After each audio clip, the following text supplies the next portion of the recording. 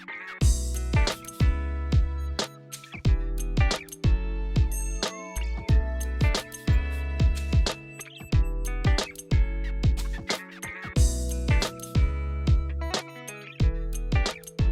everyone, and welcome to another edition of I Reach, I Teach, Conversations with Educators of Color. My name is Dr. Aaron Johnson from the Consortium for Public Education. And today on this episode, we have with us a teacher that I've known for a long time. And we'd like to wish her thank you for coming on our show and our episode today, Ms. Bowden. Mrs. Bowden, would you please tell us a little bit about yourself, what you do, what you teach, and how long you've been teaching? So my name is Ebony Bowden, and I am currently teaching 9th grade English at Still Valley High School. This is actually my 17th year. All of my teaching experiences has been at Still Valley. Prior to teaching, I actually worked as a youth director for a nonprofit called MUSA, which is still active in the Still Valley community. So that was kind of like the little transition that allowed me to be introduced to the families in the community before I started actually teaching at the high school. What do you enjoy or what like most about being in the field of education?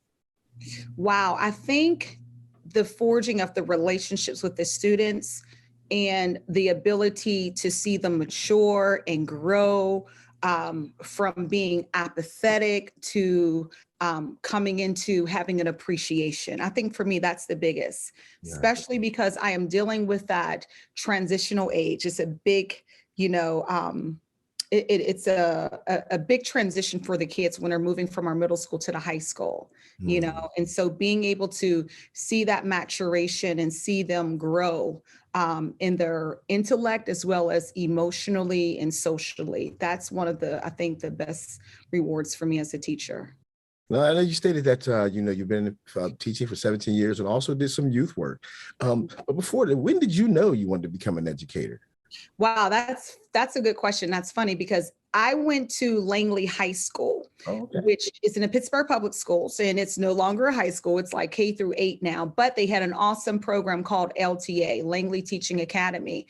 And I went there because it was not my home school. I went there for a magnet program, but I did not want to be a teacher. I only went there because I did not want to go to my home school. So I went through their program and the program was phenomenal. But at that time, I wanted to go into business. So I started out as a marketing major in college. And it was at the end of my freshman year. I enjoyed my English classes so much. It was such a culture shock, such a different environment. And I realized like, wow, I think this is my calling. I think that I am supposed to go into education and specifically with a concentration in English.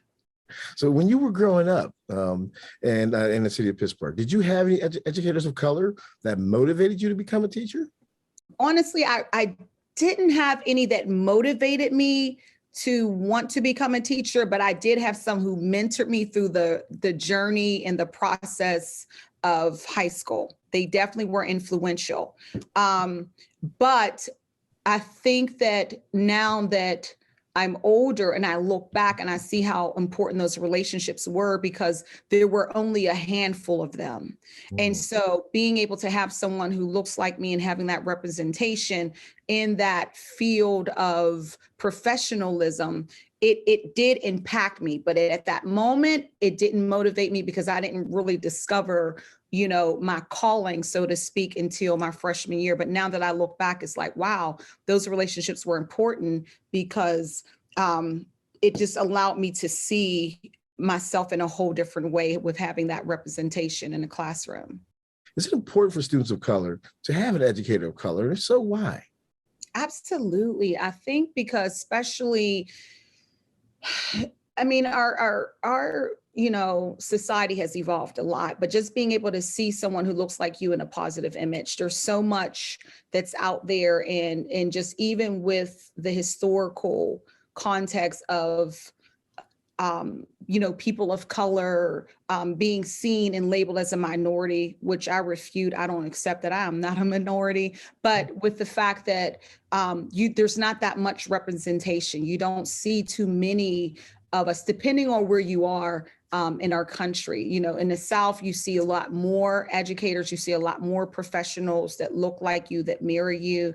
But in certain areas further north, you know, here in Pittsburgh, Pennsylvania, and even going further up in Maine and different places like that, that representation is missing. So I think that it opens the door, especially when you have someone who's coming from an environment that is anti-professional in a sense, you know, to say, hey, wait a minute, just because this is where I'm from and this is what I'm experiencing doesn't have to mean that that's my future, my destiny, you know? And so I share with the students a little bit of my background. I grew up in a working class family, but there was upward mobility. My mother had me when she was 16, you know, and I say that she had my grandparents, my grandfather and my grandmother helping to raise me. In each generation, you know, even with my first cousins and stuff, there is that upward mobility. So being able to see that, okay, this is where I'm experiencing, this is where I'm coming from, but that doesn't have to be my destiny.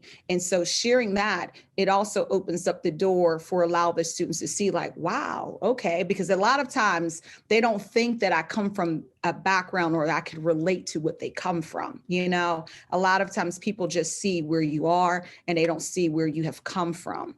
And so sharing that, I think that it gives hope and it encourages as well and sparks a fire that where it's like, wow, somebody that can relate to me and that can understand a little bit. What has made you stay in the field of education? You've been 17 years. So what's made you stay? Really being able to witness that growth and being able to see that, wow, I mean, it's such a powerful thing when you see the imprint that you can leave on the human soul. You know, I mean, it's something not to be taken lightly to say that you're an educator. You are responsible for, you know, the learning or the lack of learning or the loss of learning that can go on in an individual's life in that classroom, you know, so it's a big deal. And I think that, again, those ability to be able to forge the relationships, being able to witness the growth of the students. And then, you know, years later, you know, they come back and it's like, oh, Miss Bowden, or at the time before I was married, Mrs. Cunningham, and being able to see, you know, the impact that you didn't see at the time that you thought you were making. And then when they come back and have conversations with you and share things with you that they remember, that just even fuels you and sparks you and motivates you even more. But I think that those are the things that would have kept me in the field. So what type of skills would they be needed from a youth to become an educator? Communication is a big skill. You have to be able to communicate. If you cannot take what you know and communicate it in such a way, you know, to the students, then it's going to be self-defeating. But also being able to communicate and be able to expand and reach beyond some of the things that you want to do in the classroom. Being able to have those critical thinking skills, being able to take information, process it, and be able to digest it and show them how to model those critical thinking skills. Listening. You know, listening is big. When my students are working, I'm listening to the chatter. I'm listening to whether or not they're getting it, if they're understanding it. I'm listening to conversations that they don't think that I'm listening to, that I don't want to listen to, that gives me insight to what's going on in their home and maybe what are hindrances to them in the classroom. So being able to have those listening skills and adaptability, because a lot of times you can plan, but you might have to pivot. You know, if your students are having an off day, you can't just plow through, well, this is my plan, we got to stick to it.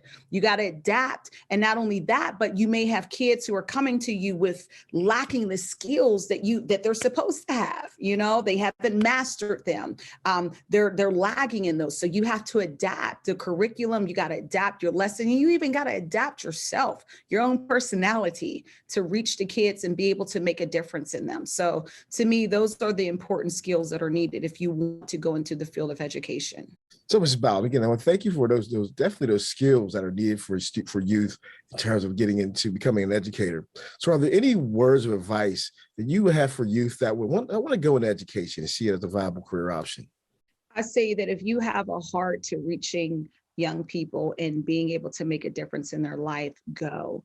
If you want to be able to influence and make a difference in a person's life go. If you feel and you come to an understanding, because you're young, you're still coming into yourself, that you want to live a selfless life, go, because you have to be selfless. You have to move and motivate even when you don't feel like it. So I would encourage you to go. It's a field that is so rewarding. It's underappreciated at times, but the rewards outweigh the underappreciation. So with this episode of I Reach, I Teach, I'd like to thank again our guest, Ms. Bowden. Thank you for having me. And again, if you've got that motivation, you think that teaching is what you want to do, talk to your teacher or talk to a teacher, and they can get you down the path of becoming that educator that you want to be.